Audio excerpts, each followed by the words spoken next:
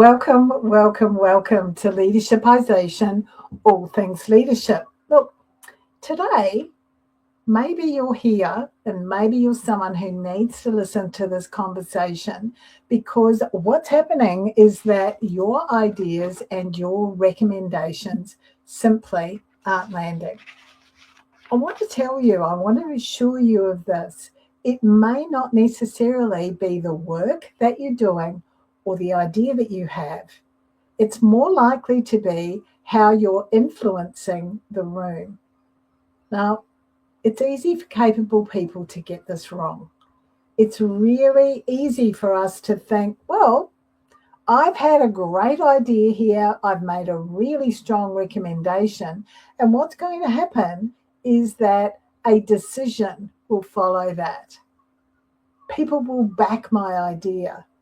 So when we think that, what we do is we explain it clearly, we work through it, we walk through it, we provide all of the detail, and still there's no decision and there's no change in people's thinking. Maybe what happens is that your recommendation stalls. Maybe what happens is that your recommendation gets reshaped, so your idea gets totally bent out of shape. Maybe the conversation goes up, off, to the side, up, backwards, in a whole different direction. Now, this isn't because the idea was weak. This is because influence isn't built on how well you explain your idea or your thinking. It's built on how well your thinking and your idea lands with the people who need to back it, who need to act on it, and who need to move it forward. So it's not, if that's not consistent for you, if that's not what's happening, it's not about your capability, it's about your influence. Now, strong thinking is always going to get attention, and well-landed recommendations will create action. That's how it is out there. I'm Beth Bergen. I'm a global leadership and communication coach. Join me. This is ideal for you if your ideas are solid, but your recommendations are not converting or aren't yet converting. We're going to start by looking at what actually happens and what actually might make those ideas and recommendations land. So the first one, the first talking point, just adjusting myself today, my apologies. Firstly, the recommendation must be relevant, not just logical. Now, this is the same as saying, know your audience. Know your audience. That's how important it is, because people prioritize what affects them from a risk perspective, what talks to their priorities, what's going to meet their outcomes. And you can be clear about what you are recommending or saying, but if you don't tick off those boxes, if you don't connect to that risk, that outcomes, those priorities, then it's likely that it will get ignored. Here, it's much less about logic, and much more about impact. So it doesn't have to be a whole lot of language about working your way through all of the detail, but it does have to connect with those priorities, those outcomes, and those risks. So if you want to influence thinking, it's time for you to shift from what I think to what matters to you. So that's all about knowing your audience, as I said. So your influence will come about because you're translating your thinking into their world. And the better you can do that, the more likely you are to have more opportunities for influence. Because if your recommendations don't solve their issue, they're less likely to move. And if it matters to you, but not to them, it's not going to move ahead. So, as I pointed out, know your audience. Increase your influence by translating your thinking into their world. That's the first point. The second point is this one. Over-explaining weakens your recommendations. So it's kind of like land it quickly or you're going to lose it. You know, a long explanation will signal your uncertainty, not strength. People often make the mistake of thinking, oh, I'll tell them everything I know about this and they'll be really impressed with the amount of work that I've done, and that will help them to feel confident that I've got this. No. Those long explanations signal uncertainty, not strength. And what can happen if you go on and on and on is that you actually dilute your the way that others perceive your confidence is less and less and less. Decision makers, those people that you're going to influence, they're listening for your position on this. They're listening for those things that are going to impact them. The process, all of that, it's going to come later. So don't bamboozle people by talking to them a whole lot about that process, because the more you justify things, the more negotiable it becomes.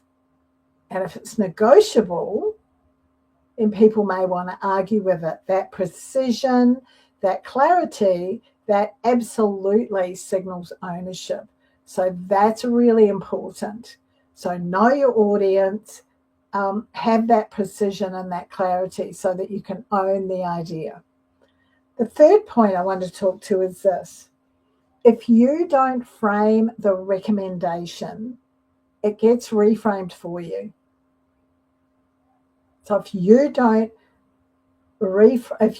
frame it, if you don't make sure that you've got a narrative around your recommendation, if you don't define the problem and the direction, then others will do it for you. And it may be the very person that you're looking to influence. What will happen is that they'll reinterpret it, and they'll reinterpret it from their perspective, not from your perspective. Or not, I shouldn't say that, not necessarily from your perspective. So what's important is that you frame it and then you own it. So make sure that you are defining the problem and the direction so that others can't take that ownership away from you. Now, it can be really useful to frame it and define that problem before you offer your recommendation. But again, clarity. Not about spending ages and ages and ages defining the problem. Identify the aspects of the problem that talk most to the very important needs and priorities of whoever is sitting in front of you, whoever it is that you want to actually influence. Yeah. The fourth point today is this one.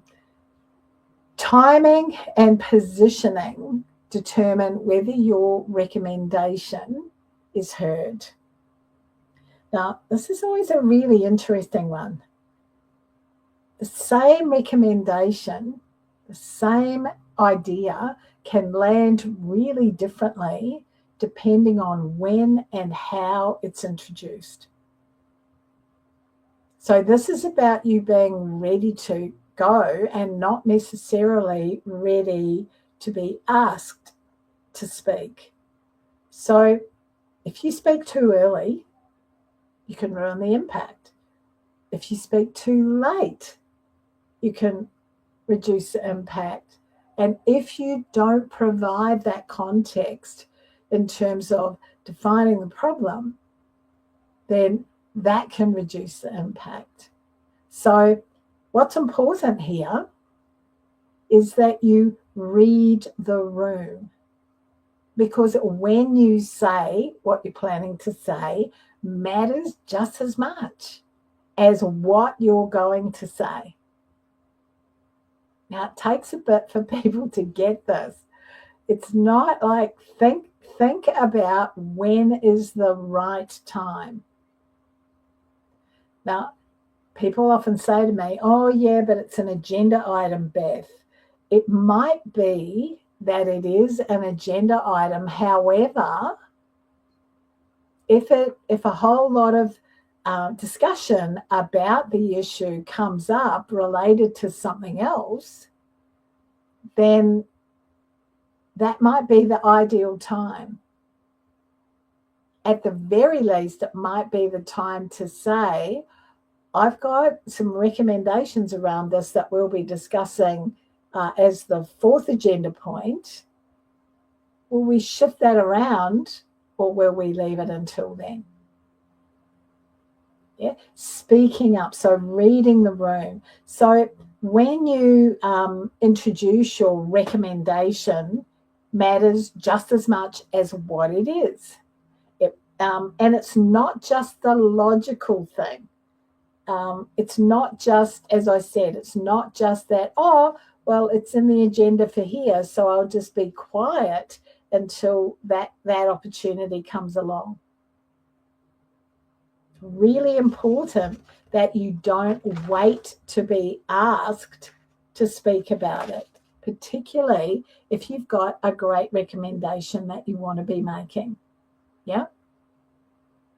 So we've had some important things here. Know your audience, frame it, read the room. All of these are really important aspects for you to take on board if what you want to do is influence.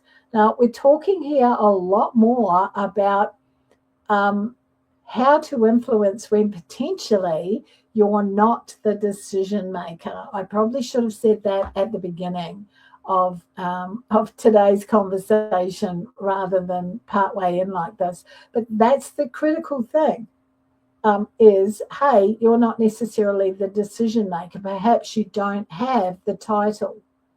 But you know, the really interesting thing is, this is also vitally important for those people who are in leadership positions, who do have a title, who are wanting to influence their peers or a board or something like that. Yeah.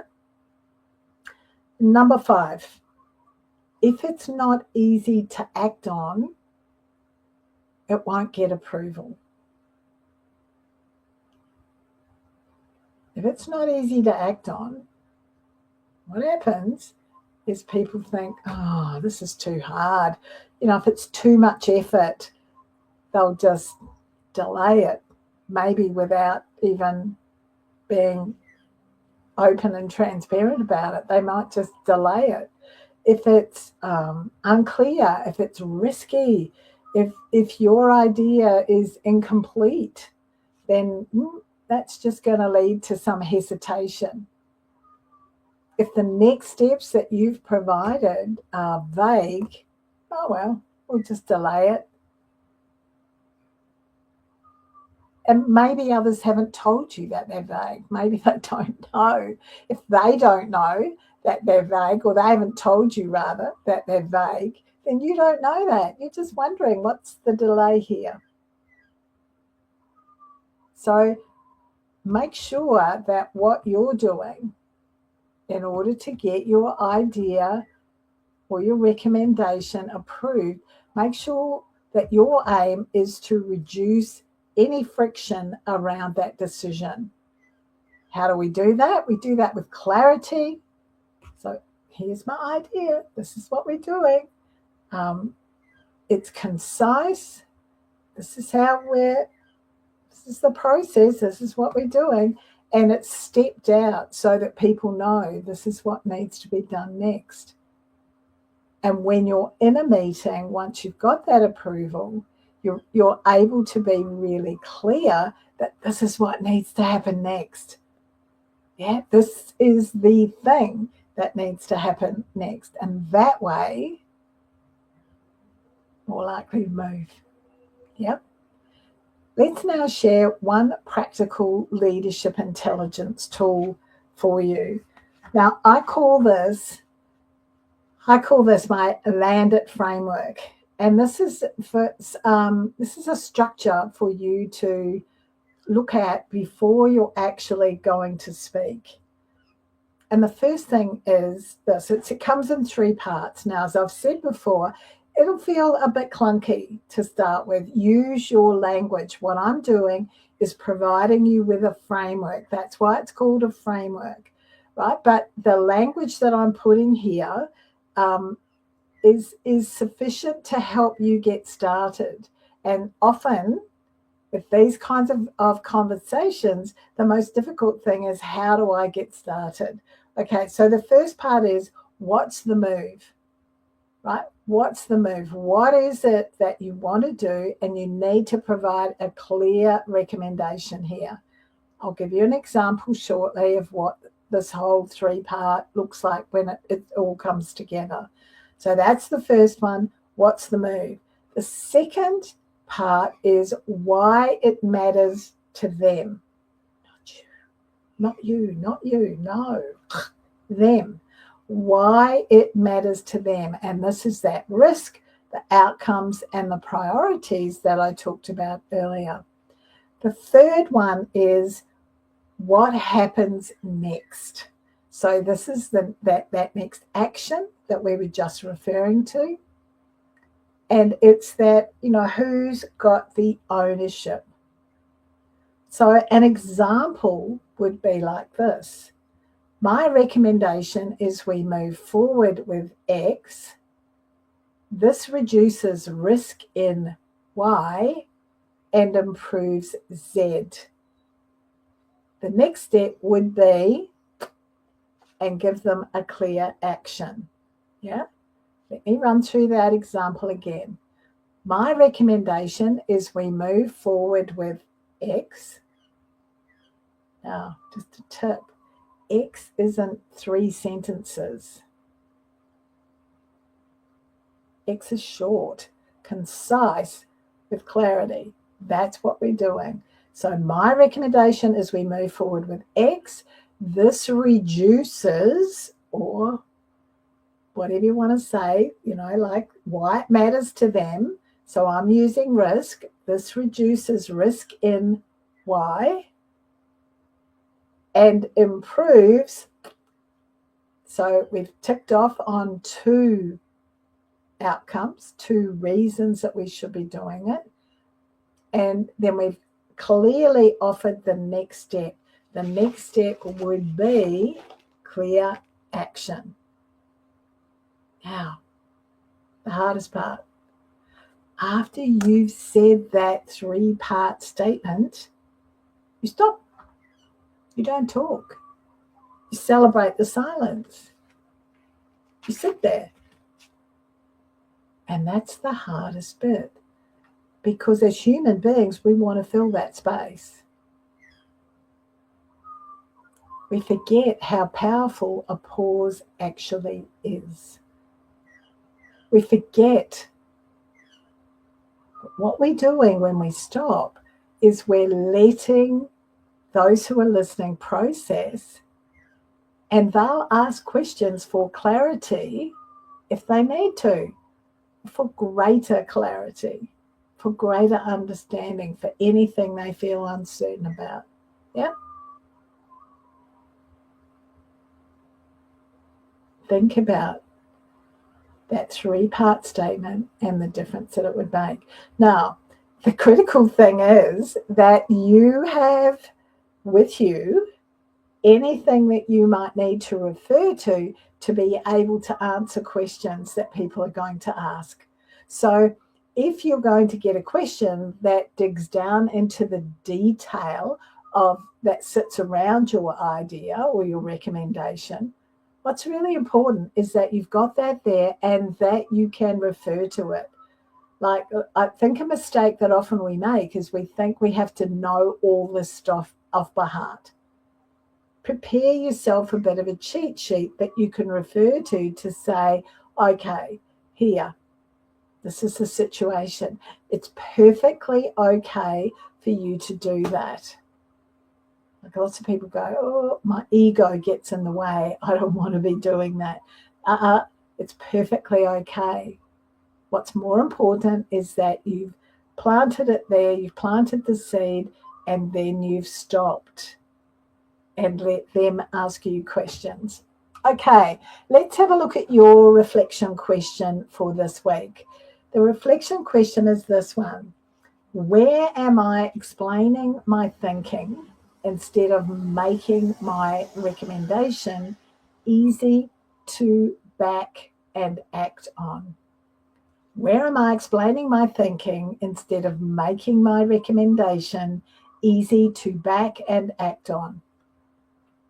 Maybe you're nervous. Maybe you're unsure of exactly what the task is or what the recommendation is. Maybe you haven't been able to make up your mind and you've got a number of different recommendations. Maybe you're not ready to actually talk about it. So, as I've said before, with all of these reflection questions, ask the question, go away, come back, write some more down. Go away, come back, and what else? And what else?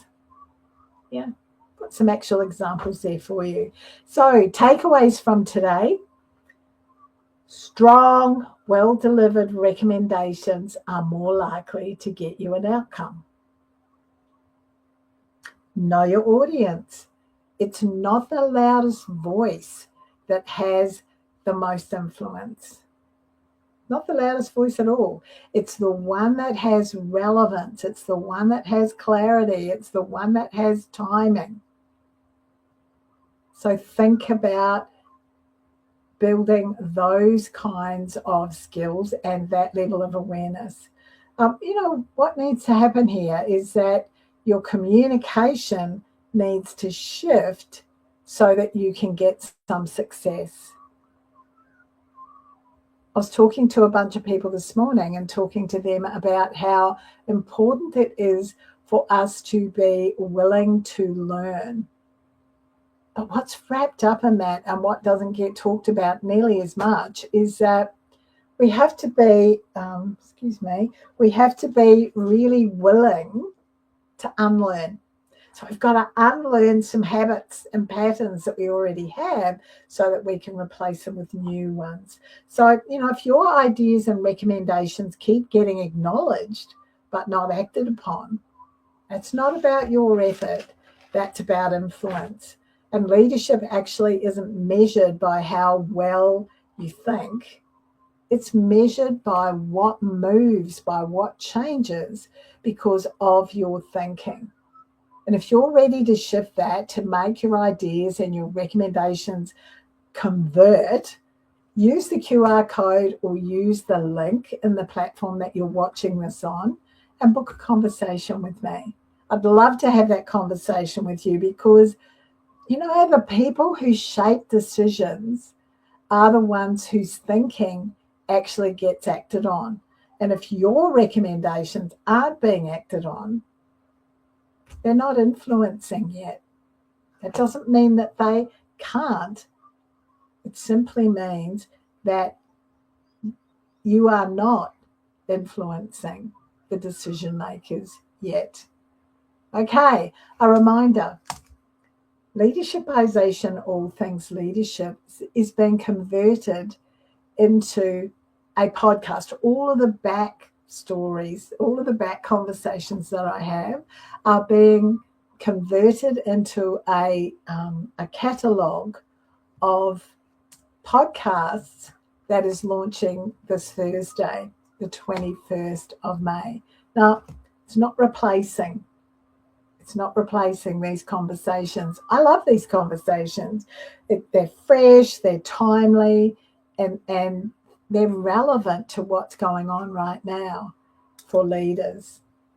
It's another access for you. It's about you being able to go back and find them and access backstories into the 6 dimensions of leadership intelligence that I've developed. So it's a great way for you to be able to access and go back and find things that are relevant to where you might be right now in your leadership journey. So it's going to be available on YouTube and Spotify and Apple and other platforms. And what I'll make sure to do after next week's live leadershipization is share the link with you. In the meantime, you want to have a conversation with me, you've got the QR code or you've got the link in the platform that you're watching this on. Thanks. Questions and comments here, and we'll get back to you. See you next week. Bye now.